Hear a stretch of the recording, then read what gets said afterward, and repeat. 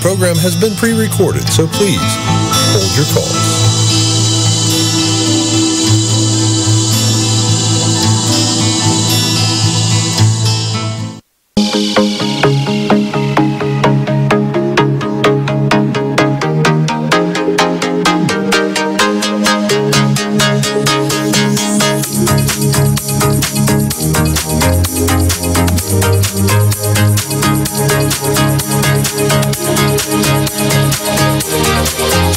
Welcome to Conspiracies Against Wellness with your host, Janelle Elgaway.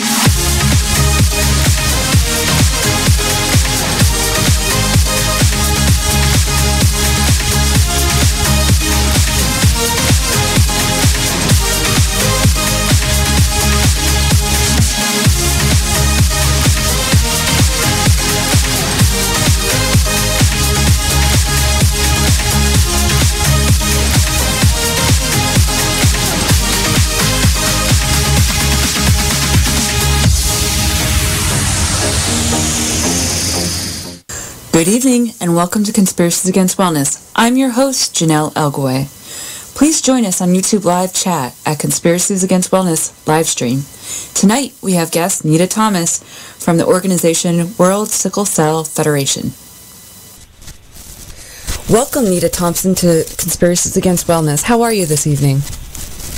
Thank you. I'm well, thank you. And you? I'm doing great, thank you. So, could you please tell me a little bit about who you are and why you started the advocacy work that you're currently involved in? Okay, well, I'm from Los Angeles, born and raised, and I'm diagnosed with the sickle cell trait, and I have people in my family married into, and I have a lot of friends who are diagnosed with sickle cell disease. Okay. And here, there are a lot of challenges facing our people diagnosed. And here in California, we have the lowest life expectancy out of the nation. Wow. So the more and more I learned about sickle cell, got involved, I'm like, well, I got a big mouth. I don't back down. And this, I feel, is my work to do. That's wonderful. Because I understand pain as being a pain patient. And even if we, as pain patients, understand pain, we can never understand the true grips of sickle cell because it's more worse. It's far worse than anything that anybody would want to deal with or that can imagine. Unless you go through it, you really don't know. Right. So that's why I do what I do. Well, sickle cell is a blood disease or a blood disorder that people are born with. Either the parent has the trait or the disease. So both parents can have the trait, and there's a 1/4 chance that each child they have could have the disease. If one has the disease and the other has the trait, it's 50% chance that each of their children would have this crazy disease. Mm-hmm. So you're born with it, and what it does is at any time in the person's life, they're always having some of the red blood cells which carry the oxygen to every part of the body where needed, and every body part is needed for oxygen. It can mutate. It can become deformed. It can look like a crescent moon, an amoeba. It just is a deformed shape. Once the oxygen goes out of it, it gets sticky and hard. So what happens is just like driving on an expressway or a highway during rush hour traffic, there's an accident ahead and not even the emergency vehicles can go on the outsides to get to that accident and pass it. That's what happens in the bloodstream of those diagnosed, so it blocks it. And when it blocks the flow of the blood, it blocks the flow of the oxygen. That kills that area in the body for the remainder of that person's life.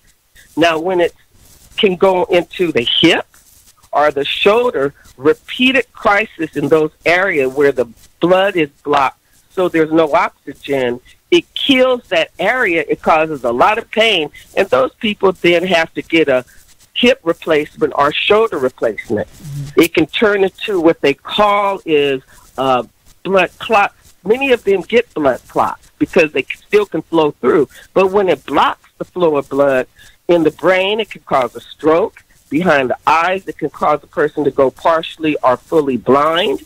Now, the thing about sickle cell trait is it was formed globally to combat people from dying out who were exposed to malaria. So sickle cell disease or disorder is the second mutation that the body created to fight malaria. But when it did it to these people, it changed the DNA from glutamine to valine. And this one little mutation in the DNA is what causes this dynamic disorder. Why? But it's in every race. Okay, yeah, I was going to Because globally, that's where malaria is, right? Right. When did sickle cell, when was it introduced to the United States? That's a really impacting story. So around 1906, there was this man who came from Grenada, Mr. Noel, and he got off of the boat with leg ulcers, and he went to Chicago, so you can imagine the different climate from Grenada or to the tropical islands to Chicago with cold and windy and snow compared to the sun. Right. So again, the tropical islands are where it mutates.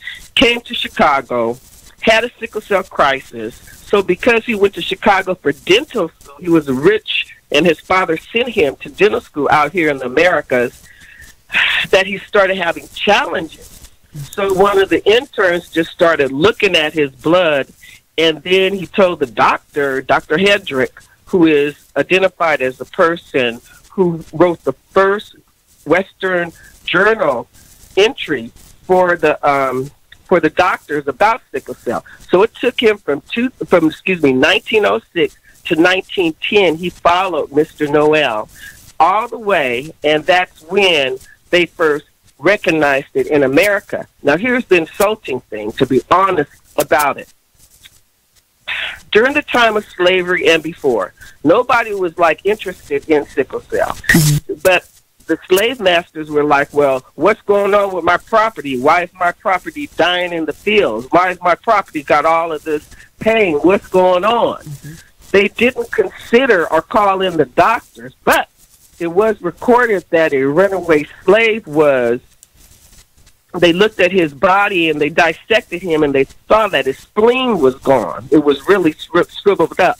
That's one thing that also happens to people diagnosed with sickle cell. So that's why they will need a lot of antibiotics, because the spleen is what cleans the blood.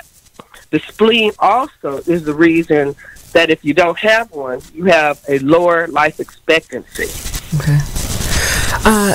What are the symptoms of sickle cell?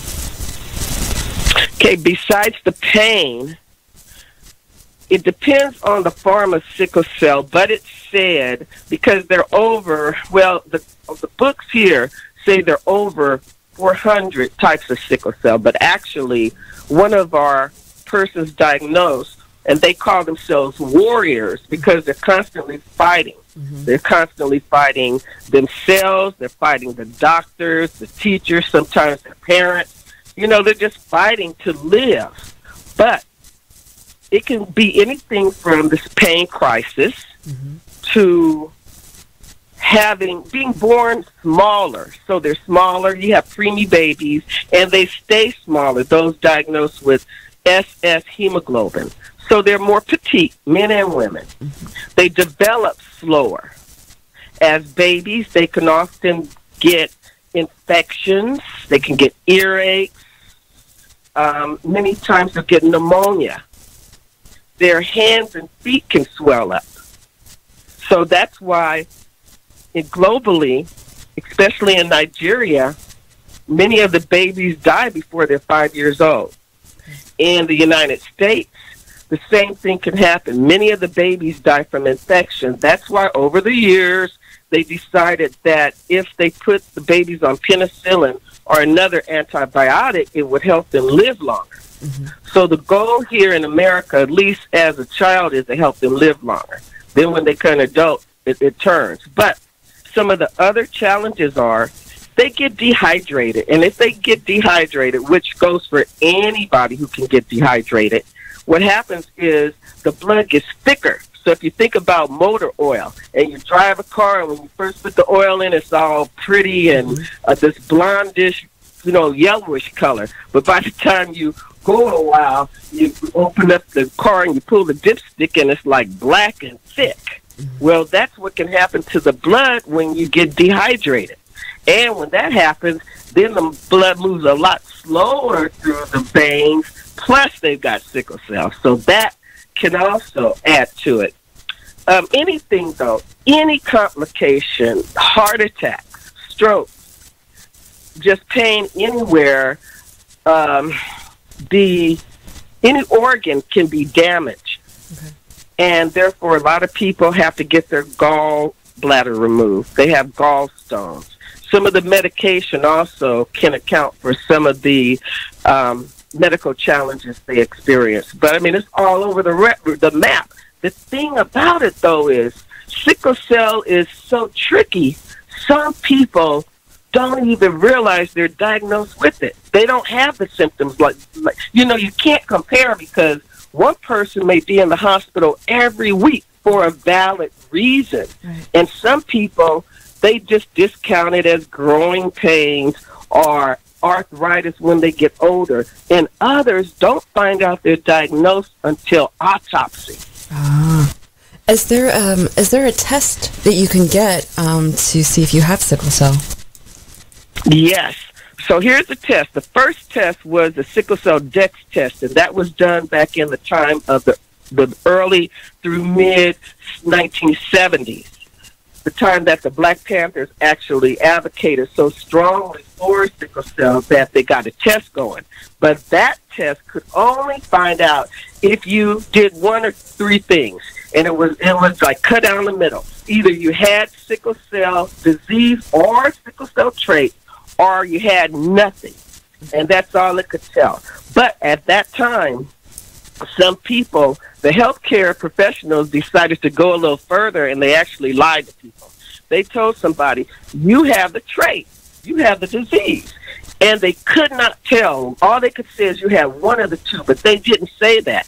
That's why there's some people walking around diagnosed with sickle cell now, and they don't even know it. They discount it because they remember they were told that they didn't have it, when actually they do. So today's test is the electrophoresis test, and that can tell if you have sickle cell disease or trait. But there are other tests even, because thalassemia is a type of sickle cell. It's under the sickle cell umbrella. You can have sickle thalassemia. You can have elliptocytosis, sickle elliptocytosis. So there are all sorts of blood diseases that, if put together, the two traits, it forms a type of sickle cell disease.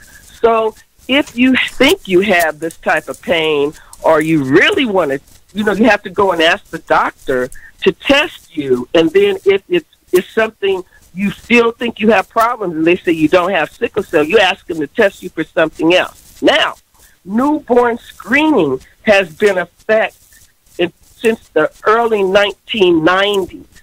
And through different states at different times, they finally agreed to test all babies for sickle cell trait or disease. But still, they may miss thalassemia. So at the newborn screening, the parents are told that your baby has such and so. So then you have to go to genetic counseling. But again, there's some people that come from other countries, and they were never diagnosed because they didn't have newborn screening, or they never have symptoms. Sometimes the symptoms can come at, say, 47 or 35 when you decide to get pregnant. And during that time, the stress on the body is so severe until they're like, what's happening to me? And it's sickle cell, or a form of sickle cell. Is there a reason that there's an onset, or why it doesn't start, why you don't start having symptoms for a period of time and then suddenly you do? Actually, they don't know why. Okay. But I can say that I honestly believe it's a combination of several factors. It may be the type of sickle cell that a person is diagnosed with. how much stress they have or how they handle the stress in either daily school, conversing with people, teachers, books, tests, all of it. How they eat, perhaps, if they stay hydrated or not. It can be many, many different factors, and there's no rhyme or reason as of being explained purely today. Does health insurance cover these tests to get tested for it? Well, here's the thing about that. Before the Affordable Care Act, or quote-unquote Obamacare, some insurances would deny the people the babies born because they were born with a existing condition. Yes. Yeah, they're born with it, so they want to deny you. And it was crazy that some parents had to get what they call CCS in California, but again, that's only in California, and I don't know how it is in all other states. But we had children's, it's a type of children's services insurance for children that are born with pre-existing conditions. And then as far as adults, is GHPP, and that's General Genetic Handicapped Persons Program. Okay. So, there are those type of programs. The thing about that's for health insurance. When you talk about burial insurance, that's a whole other thing. Because it's a pre-existing and the type of disease, some insurances won't cover you, or you get very little. Okay. So, all over, it's like these people are really put into a blind-sided issue, the parents and the patient. Okay. What are the current labels or myths about sickle cell? Oh, there are quite a few. The first one being you have to be black to have sickle cell. That's the most ignorant thing I've ever heard of, but some of the healthcare professionals still think that. And that's because in school, it was taught, basically, at first, well, I can say in the 70s and the 60s, that it was a black disease. Later on, they learned that other races were also diagnosed with sickle cell. So that's one. It's, again, anybody can be diagnosed with sickle cell disease. First of all, if you just want to say, just think about if it was a black disease, okay, well, let's go with that for a minute, although we all know it's wrong. Right. But through slave trade, people went to different countries. The slave masters, some of them were Italian. They had white skin, but actually they were Italian. And they had thalassemia. So when you have sex with your slave that's diagnosed with sickle cell or that has sickle cell trait, and you have thalassemia, then it's sickle thal. So it's gone on down the line. Indentured servants from Italy went to Mexico, South America, and Central America as indentured servants again. So they fell in love with the indigenous people, had children, they had thalassemia again, and then they had another type of sickle cell in Central South America. So therefore, it's like that. So, but the truth is, it's all over. People travel, people fall in love, people are raped, people are whatever. They have sex and have babies. Right. And when they do, and the child is born with sickle cell, it makes the parents a special need parents to take care of this child for the rest of their lives. But really, it just is what it is. And we just have to deal with it and not shun. Now, the other thing is, see, the thing about sickle cell is, basically, as an adult, the last thing people want to do is go to the hospital. Reason why?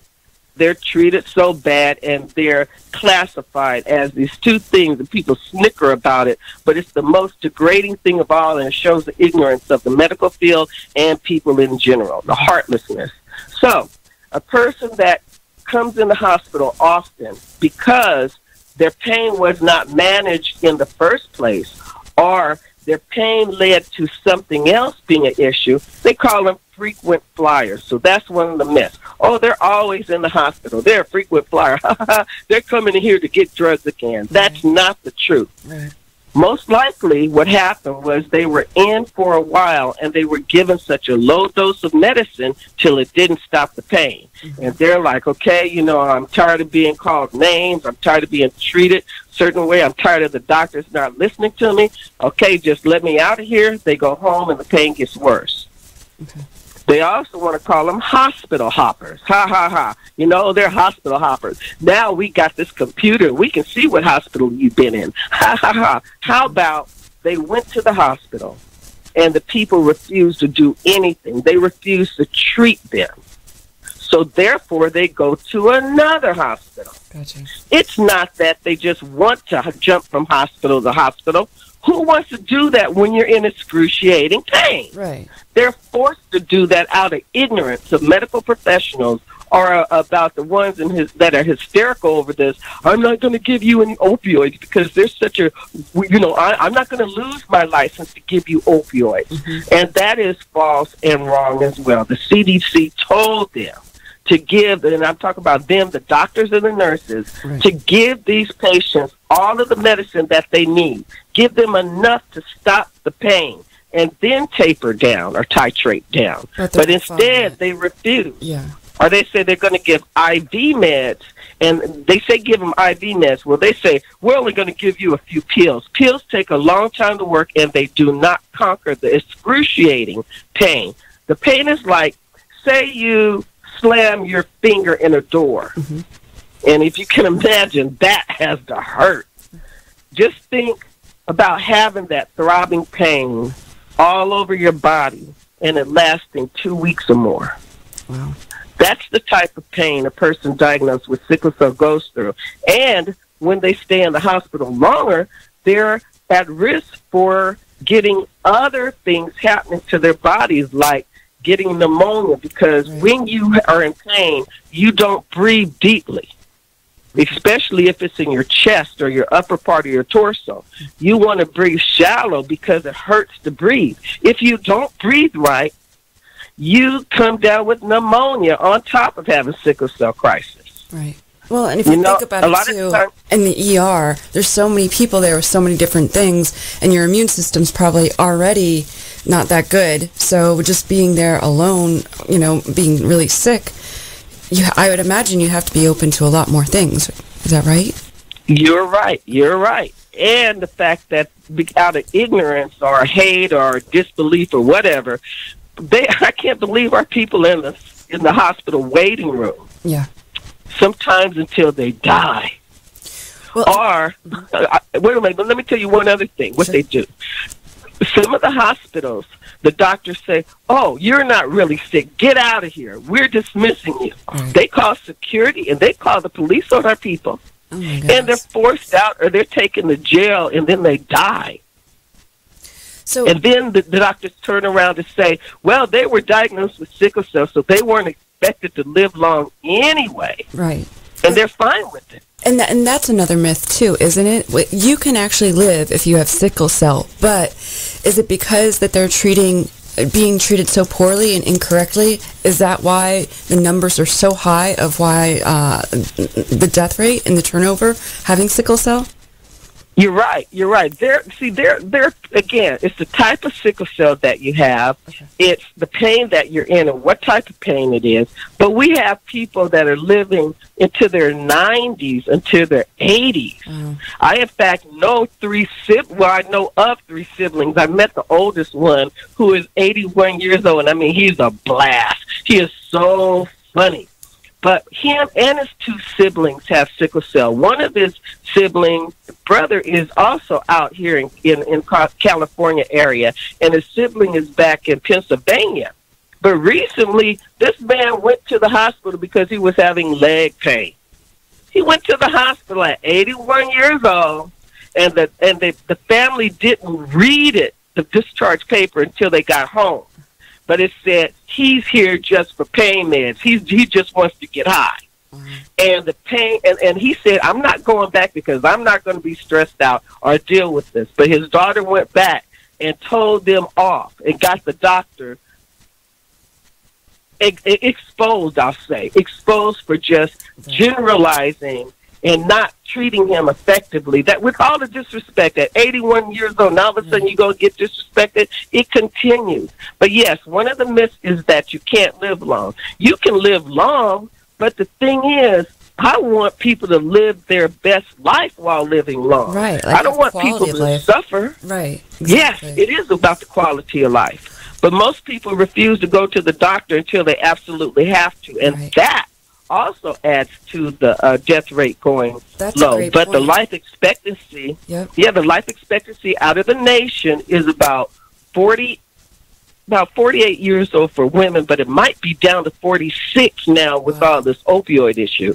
It's about 42 to 40 for males, life expectancy nationally. But in Los Angeles, where we have the lowest, it was said to be 35 for women and 32 for men. Yet the ages of 18 through 35 are dying at alarming rates.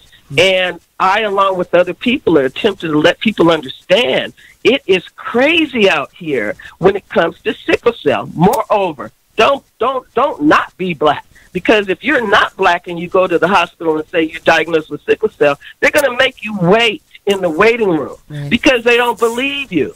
And that's wrong. I mean, it's a simple blood test they can do. They can take your blood and look and see the sickles, but they just don't want to believe out of ignorance. Yeah. That's the most hateful thing. And that's why we have support groups nationally, and we have to go with our Latinas or our blue-eyed, white-skinned, blonde-haired family members, or their parents have to speak up for them. You know, you have to have an advocate to go to the hospital because they'll just ignore you. So I wanted to ask you, you've created the World Sickle Cell Federation. Can you tell me a little bit about that, why you created it, and how long you've had that? Okay, well, it started out the idea about the other sickle cell grassroots organizations that we have, and then World Sickle Cell Day, which was approved by the United Nations in 2008. So from 2009 on, they had World Sickle Cell Day on June 19th. And that is to acknowledge that sickle cell is a global disease and to do something in your own backyard. Do something where you live to let your community know that sickle cell is still here and that people are dying from it and we need your help. So with that in mind, and I thought about all of the different sickle cell organizations that I actually work with, and that can be either locally, nationally, or globally. I'm like, well, you know, we wanted to call it maybe foundation, but it's so much more than a foundation. Then I thought about Star Trek and the Federation, and it was so cool because it was inclusive with all. And so that's why we named it World Sickle Cell, not Day, but Federation, so that we could focus on the day as well as working with and representing and having all of these organizations be a part of us, because one of the things we want to do is be the hub for teaching tools. So we have created a lot of different teaching tools to help people understand about sickle cell. So we haven't, I haven't been able to really protect them and then market them as I want to, but we have roll of the dice, and that shows how someone can be diagnosed with sickle cell. We use this, and it helps siblings understand, because people don't understand how it impacts the whole family. We have siblings hurt that their other sibling is diagnosed and that they didn't get it. You know, so we had to help them understand. We have children that blame their parents for them having sickle cell when their parents didn't even know they had a trait. Yes, yes. I mean, it's crazy. So that tool helps them understand how it's like the roll of the dice. Parents have no control.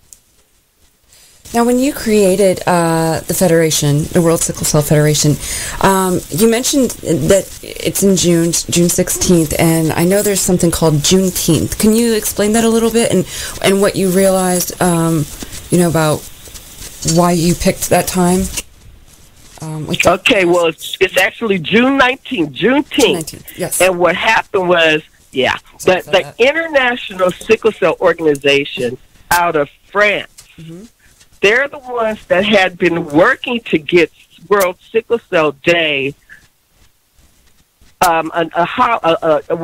acknowledged years prior to 2008.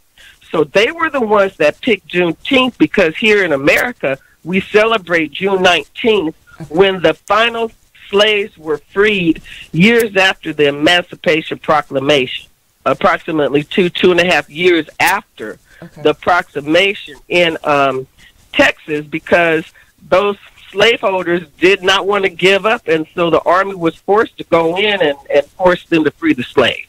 So they look at that because June 19th is a day that the African Americans, the final African Americans, were freed, and that should be really the Freedom Day for all Americans. Right. Just not the 4th of July when we were free from the British, but to take it a step further. But so we chose that day, and from the beginning, and I have to give props to Alan Platt because he sends out an email newsletter every month. And when he had said in December, June 19th is now going to be celebrated as World Sickle Cell Day, and it came around January, and there was no chatter from no other organization or anything. So I'm like, okay, I'll pick it up. And from there, we had done things, and we were like the Paula Revere of World Sickle Cell Day. Hey, there's a World Sickle Cell Day. You know, I emailed all organizations, hematologists, nursing groups, and was telling them, hey, there's a World Sickle Cell Day. So what are you going to do? Here's some ideas. So I became the person of suggested ideas or suggestions for World Sickle Cell Day. But we found that the communities, that society was not interested. The only people who came were those in the sickle cell community. So we could come out and learn other things, but they had seminars going on and conventions going on. So it was like my spirit, I was just frustrated. And my God told me, stop tippy-toeing around Juneteenth and join them. So I called out and reached out to this first Juneteenth organization, and all I heard was crickets. Chirp, chirp, never, no contact. So the next one I called was Dr. Myers. And it was so funny because he said, hi, really? Juneteenth? Sure, you can join us. And that was the beginning of Dr. Myers and our relationship. So that's why, wow. Yeah, so we built a partnership. It was so awesome. Yeah. We've been working together now, I guess I want to say maybe for 5 years, maybe longer. But, I mean, it's like years move on because the work is so intense and it's continuous.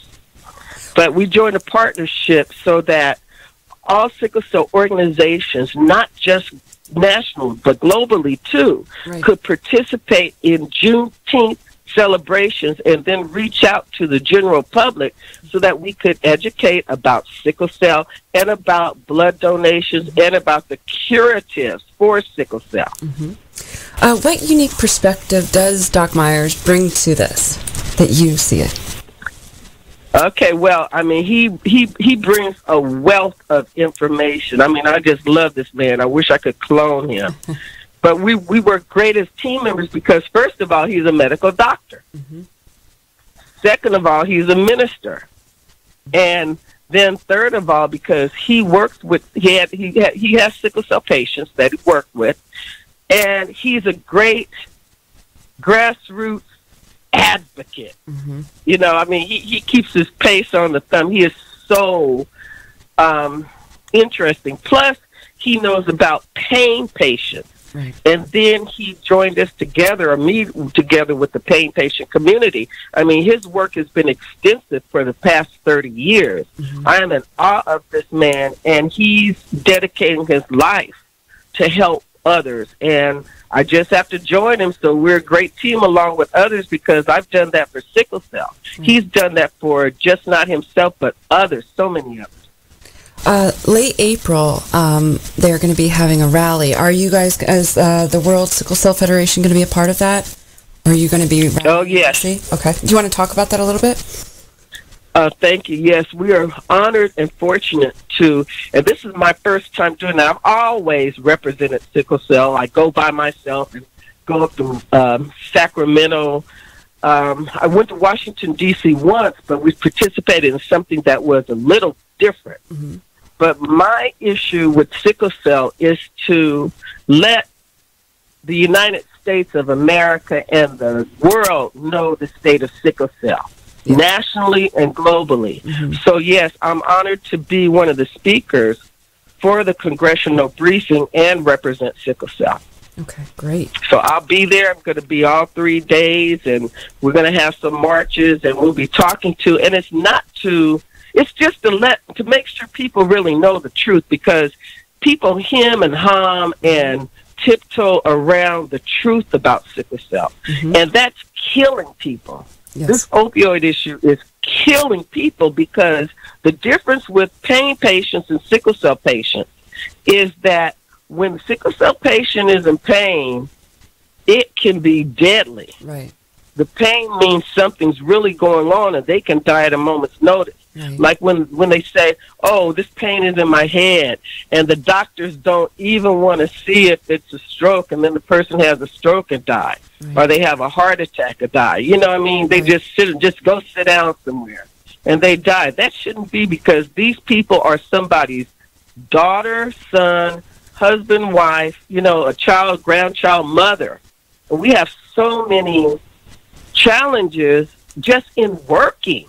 Right. That's what I want to let these people know. People can't keep a job because they have to be in the hospital sometimes, and the employer won't hold the job for them. Mm. So then they have to go on and be on welfare. Then people want to talk about them being on welfare. Welfare is not enough money to help them, to live on their own, to live their best life. Right. Yeah, and don't let them have children. Right. Yeah. They need advocates. Yes, I wanted to go into that in a little bit. Do you guys do blood drives at all? And if so, what do you do? Because I know that will help, right? Yes. So thank you for that question. So I work with some organizations that put on blood drives. And what I do is I register the marrow when they're putting on the blood drives. But this is why it's so important to donate blood, and this is for all people who are healthy, and we need y'all to be healthy out there, so please be healthy, because you never know when a person will need a blood transfusion. But for our people diagnosed with sickle cell, who are basically, they want to say about 90%, I don't really know the statistics because everybody's not counted, but I do know that those diagnosed with sickle cell who are African American need African American blood, because about 51% of African Americans / black people / Moors have negative CEK blood, and it's some of the proteins in the blood. Now, those are the antigens.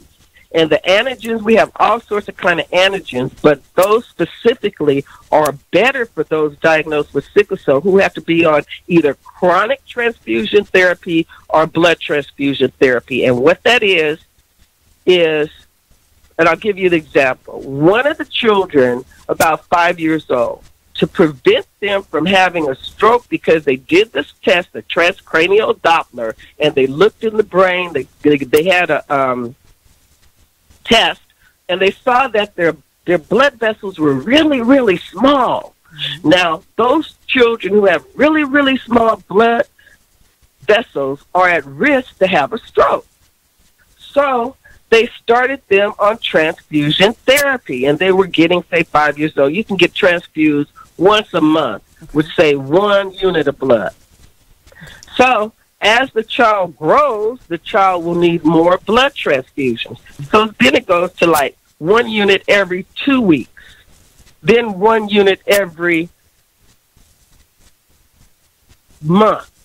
Excuse me, not every month, but every week. Okay. Then it can go to 2 units or more every week. And it's just crazy how it goes to people. Now, the thing about blood donors is we need people to be blood buddies or donor buddies.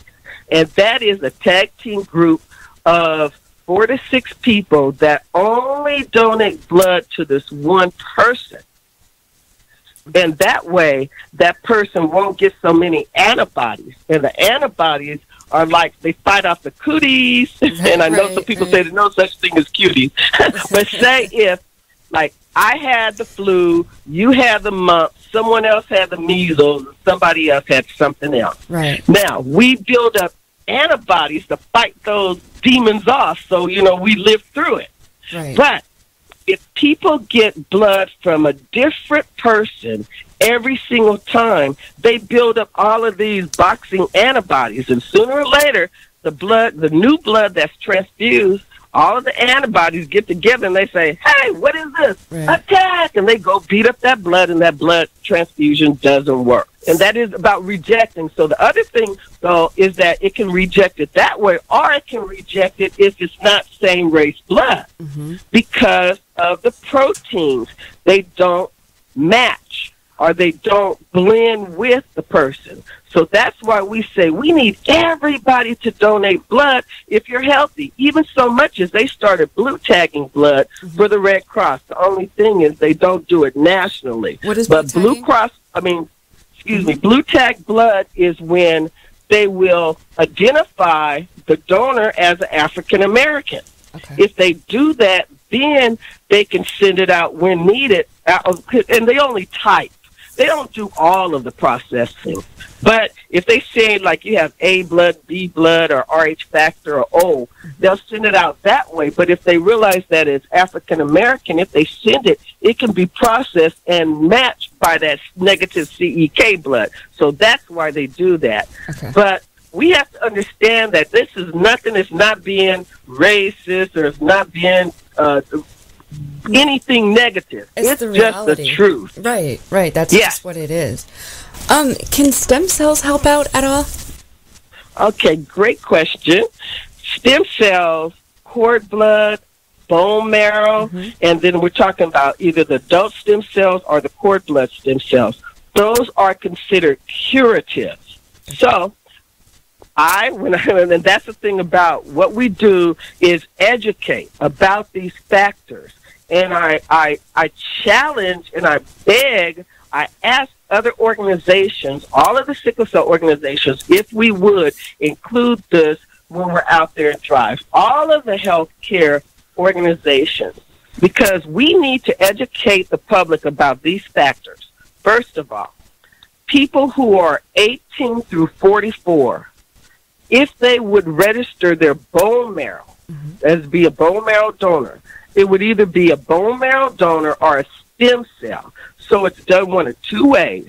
Either the stem cells is just like donating blood, exactly like donating platelets, where they filter out and they keep what they need. Right. So instead of the blood platelets, they'll keep the stem cells and give you back your other blood fluids, your white blood cells and your red blood cells, because all they want are the stem cells. Give you back your plasma, all of that stuff.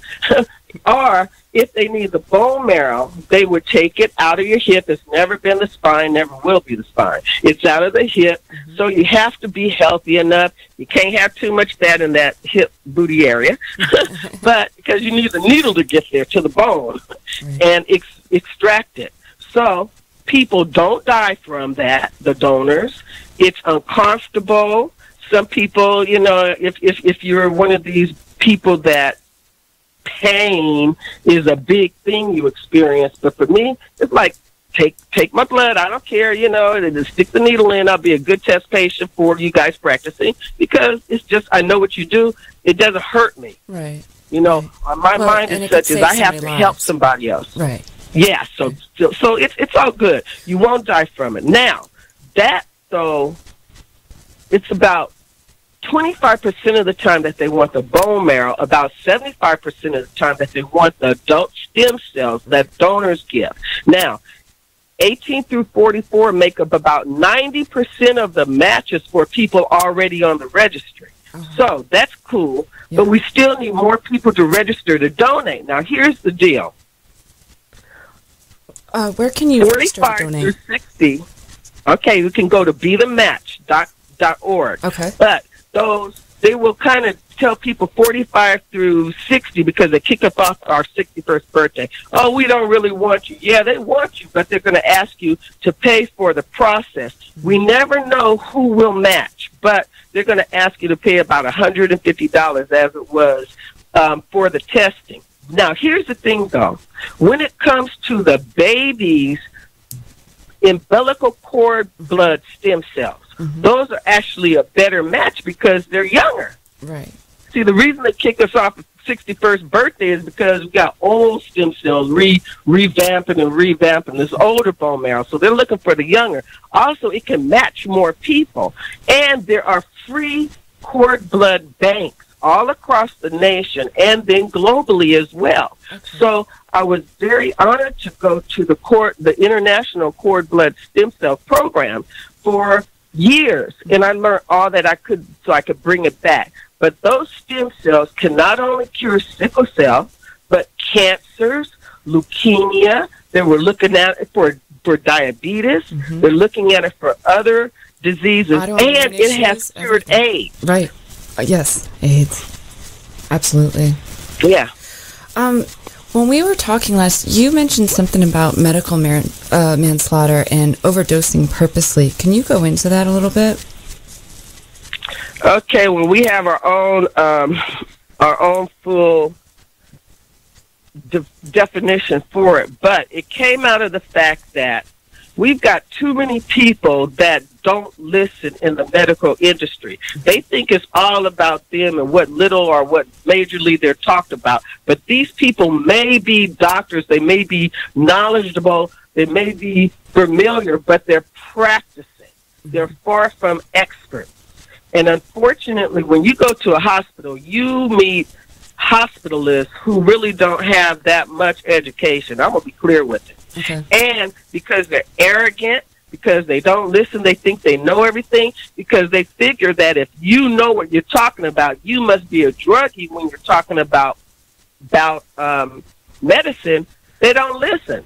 And when they don't listen to somebody who's 35 years old who's been dealing with this all of their lives, and they learn from listening to their parents and the doctors, and the doctors will teach them. The pediatric doctors teach the patients what they need to know so that they can live their best life. Right. But when they age out of pediatric medicine and they go into adult, the adults do a flip and say, oh, you know more than me? Oh, you must be trying to get over on me, so I'm not going to accept it. Right. So these new people coming out of college or whatever, they've been told that, oh, sickle cell patients, all they want to do is abuse drugs. They don't give them nothing. You know, they're arrogant. They don't listen. And what they're doing is they won't even contact the person's regular doctor. They say, hey, no, even if they're in, like, say, we had Kaiser to Kaiser issue. This one doctor would not even consider his peer when it came to treating the patient. So the patient had to travel miles to come to Los Angeles when they lived out in San Diego, something like that. Crazy distances. And that's what people are doing nationally because of the ignorance of some doctors. Right. And then the older doctors who know more, who have been around, who've seen it, who learned it, who treat it, they're more the experts because they were interested. But these doctors are killing people. Yeah. And they're killing people, but we can't call it murder. We call it medical manslaughter because they do it with the medical degrees and with the medical board behind them saying, oh, we can't make the doctors do anything. They do what they want to do. All we do is license them. Right. Where are you going to license murderers or people who don't listen? Right. You know, so that's why we came up with medical manslaughter. Are there specialized treatment centers? Are there specialized treatment centers in the United States for sickle cell patients? Well, just like the organizations, there were more back in the day. Okay.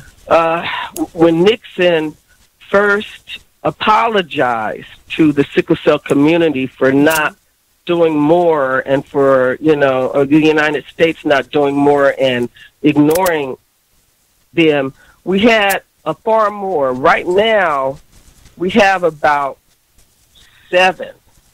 The last time I heard it was 7. It's 2 on the West Coast, and the rest on the East Coast, or east of the Mississippi River. Wow. And the other 2 are west of it. How many people in the United States right now currently have sickle cell? Well, it's known that about 100,000 have sickle cell disease, one form of it. But there's far more because they've never been counted, because people are constantly coming to our country and being born, and some are being born at the house without going to the hospital, and they're not being tested for newborn screening. There are people coming to America that are actually diagnosed with it and don't know it. You think that they would have more centers then, wouldn't they? I mean, how can they treat that amount of people with that little of centers all over? Exactly. Like, who's going to live in all of those places? Right. Yeah, because with most of them being back east, shucks, as cold as it is, and that's one of the things that works against sickle cell, cold, because it constricts the body. It makes the body tense up, and when it tenses up, those blood vessels get smaller, and the sickle cells flowing through, it gives them a chance to get caught up. We have 2, one in Oakland out here, and then the other one is here in Los Angeles, the centers. But no, there's no kind of way that they can treat all of them. The most they can do, and that's the cool thing if the doctors only would participate. We have a concept, and it's like the wagon wheel concept. And it's the concept as the center of the spoke is one of the experts, and a specialist is not necessarily an expert. They just specialize in something. But when you have an expert that knows about sickle cell, then you have the spokes that come out. So say if you have 7 spokes, and then it's attached to that wheel. Well, just think if those 7 doctors, when they meet up with the sickle cell patient, that they would call, email, make contact with that expert on how to treat that patient. Because the thing is, although there are 100,000 people or more diagnosed with sickle cell, it's still considered a rare disease. So some doctors will never, ever, never, ever meet a patient diagnosed with sickle cell. And it is so that I met 2 people in Nebraska over the internet. One's in Omaha and one is in Lincoln. And they can't find a doctor that will listen and understand them. One is a grandmother that has a grandbaby, and then another lady is about 38 years old. And I'm like, what? First of all, what you guys doing up there? It's 2 days on cold, you know. But just the same, you have no idea where you go and where you settle. Especially as a child, you go where your mama and daddy tell you to go and move, you know. So it's just crazy. But they say they have the hardest time not only with the doctors but with the school, because these children miss a lot of school. These are children through adults who are going to college. They miss a lot of school sometimes. And the teachers want to make them do everything. You know, you got to, you know, make up all of this. And the things that I have heard, things that I have seen, they're absolutely crazy. We had teachers walk out of IEPs, and those are federal protection programs for children with disabilities. And these teachers say, I'm not going to change my program for you. I'll see to it that your child fails. And they make good on that. And then the school district said, hey, well, your child shouldn't have been out so much. We've even had parents arrested for their children being out so much. We have a question from the audience. They want to know, do you think there should be national testing starting when a child first enrolls in school? Would that help in preventative care in any way possible? Well, they do now for newborn screening. But it's for the parents, because some of the parents don't know that they have sickle cell trait or the disease. It would be good if what we call is it's something that one of our groups came out with. Are you having sickle sex? Are you do you have the trait, and does your partner have the trait? I would really love that before somebody actually got married, or at some point, maybe when they got their driver's license. But here's the thing. You do that, depending on who gets the information, it can be used to discriminate against you. And that's the thing. Here's a quick story about Miles Davis. Everybody should know Miles Davis, a great jazz trumpeter. He was diagnosed with sickle cell. They didn't even include that in the movie. Yeah. I didn't know he had that. Yeah, he had it, and as a matter of fact, all right, so this is a little of the information that I received, so I have to pass it on, that he had his first stroke when he was around 21 years old. So when he came back from the stroke, his music changed differently.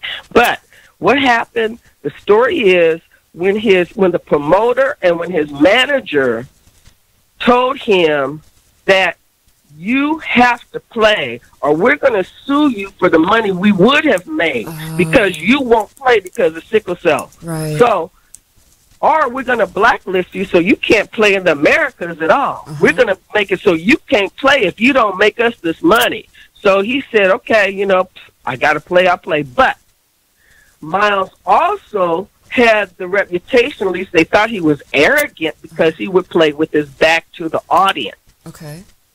And why did he If he had to play, because he was in sickle cell pain. He was in a sickle cell pain crisis.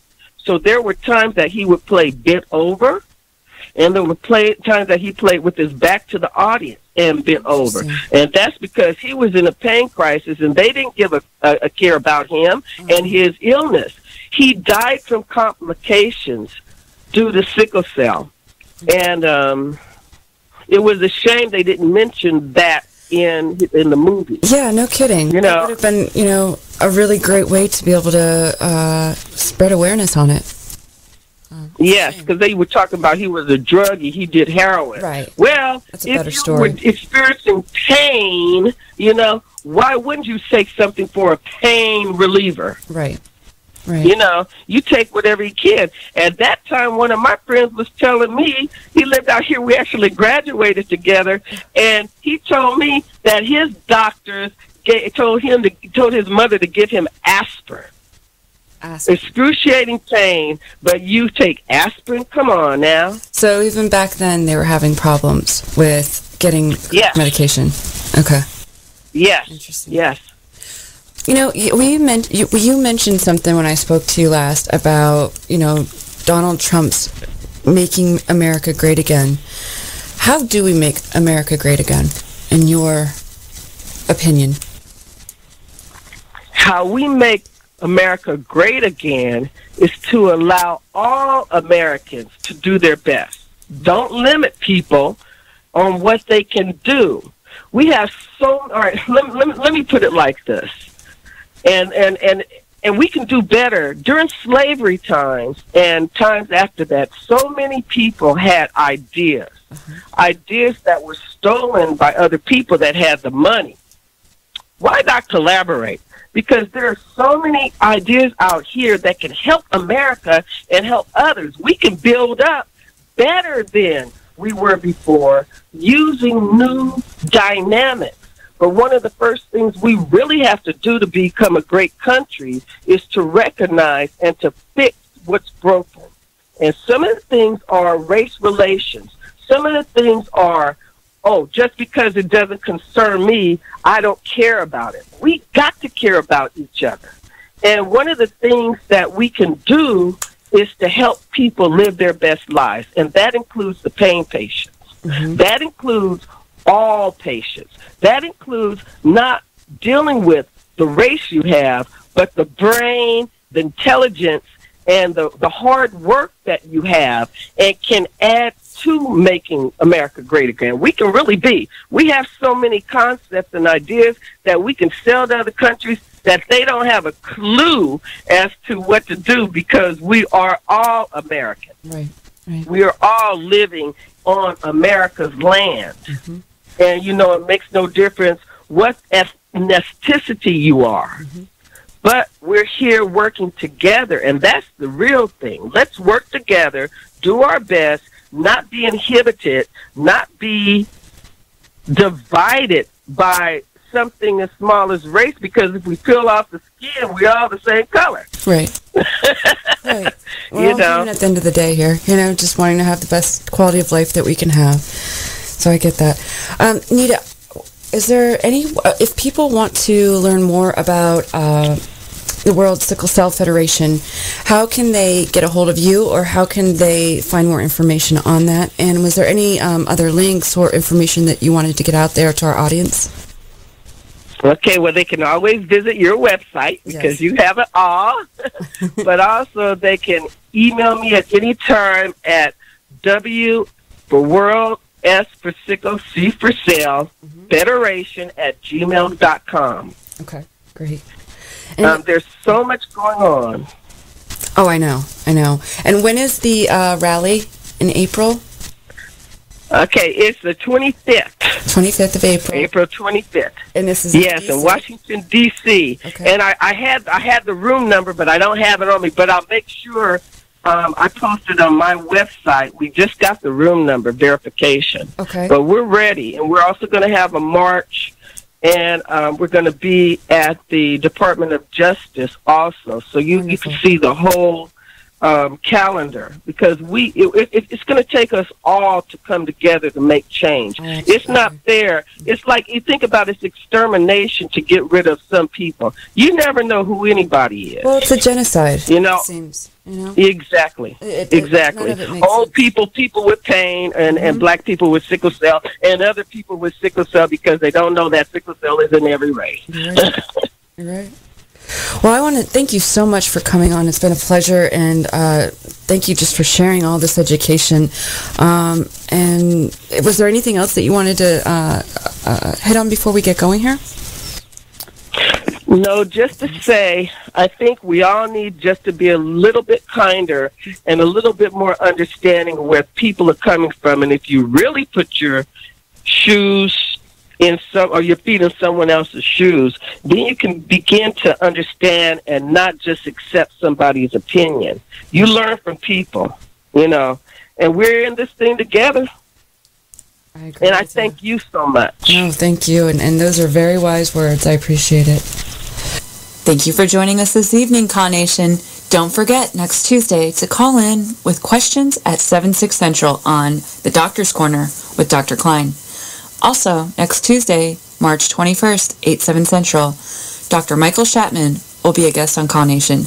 Have a good evening.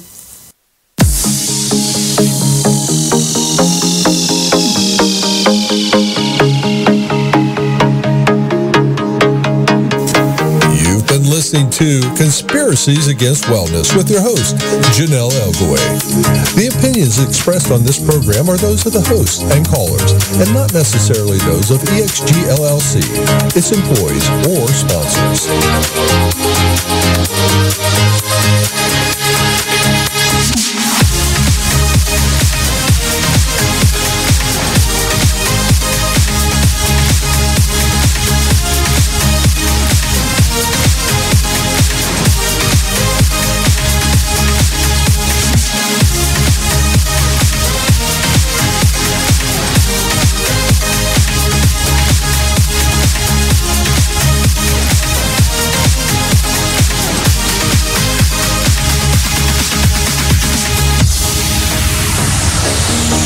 Copyright 2018 by EXG LLC. All rights reserved.